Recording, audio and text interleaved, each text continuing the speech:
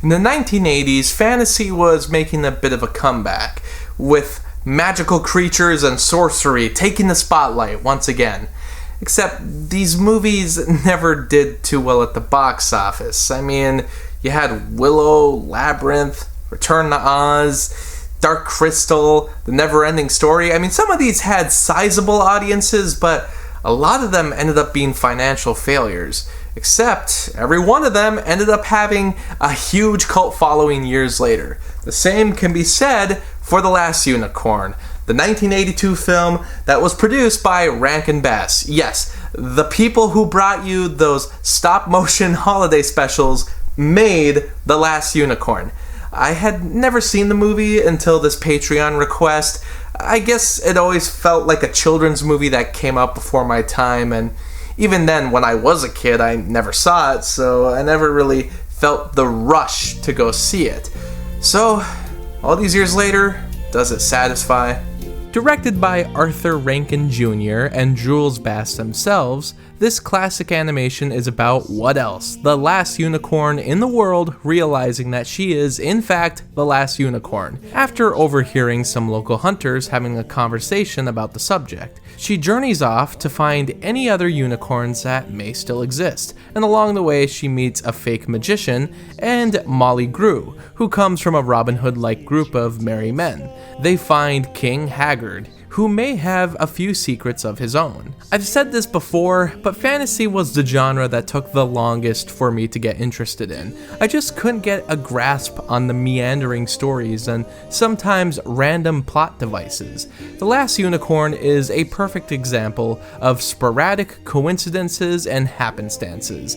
During their travels, they meet an old witch who captures creatures and uses magic to give the illusion of being rare, mystical creatures, even though they're just plain old garden snakes and regular lions. Our heroine escapes, but not before freeing Seleno, who actually is a mystical creature, even though the unicorn is told this is a bad idea, but she does it anyway. Meanwhile, most people can't even see a unicorn with their own eyes. Most of the time they just see the appearance of a horse, so the witch has to put a fake horn on the unicorn so people will think it's a real unicorn, even though it actually is a real unicorn. Do you see how something that shouldn't be too complicated has turned into a nonsensical paragraph of me over-explaining things? That's just one bit of the movie. I haven't even gotten to the Robin Hood guys, or the king's strange indecisiveness, or the random butterfly and the one-eyed cat that offer exposition out of nowhere. I guess fantasy has always been like this though, where characters show up and give a description of some object or place, and everything plays out like Homer's Odyssey.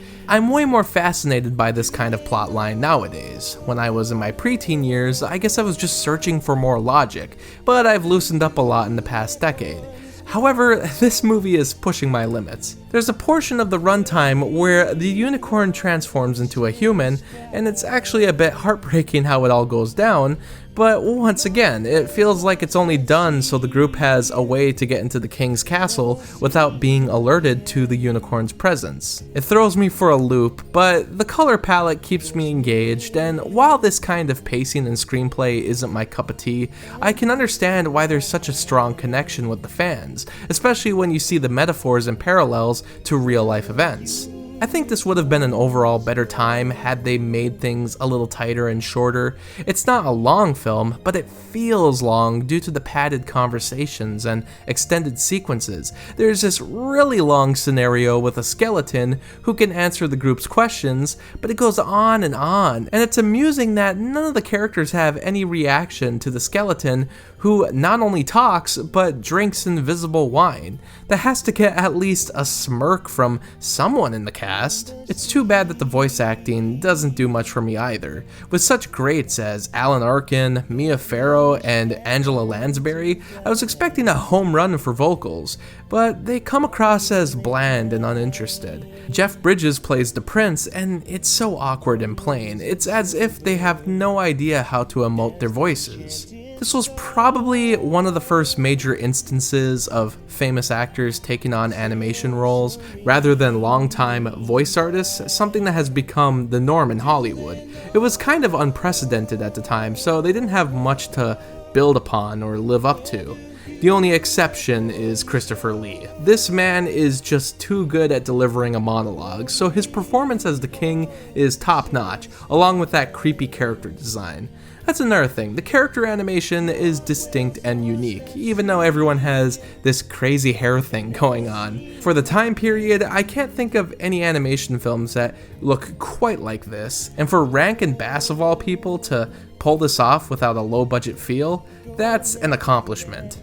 The songs are pretty soothing as well, it has that 80s charm to it, and I definitely see myself pulling it up on YouTube in the future. Overall, it gets the job done, and I can imagine enjoying this as a child, but luckily I avoided it during my more cynical preteen years. Today, I can appreciate it as a fan of cinema and of animation, but I won't be able to join its roaring crowd. Sometimes you need to see something that doesn't entirely work for yourself, but understand the target demographic and who it will work best for. And with it being almost 40 years old and getting a special Shout Factory Blu-ray release, you have to assume that the fans are still as strong today. Thanks to Elizabeth for this Patreon request, and thanks to all my Patreon supporters. For only $7, you can get your own monthly movie review. Ask me to review anything I haven't already. There's also other perks like blogs, exclusive videos, and early access. You can also follow me on Facebook, Twitter, and Instagram. And thanks so much for watching this video.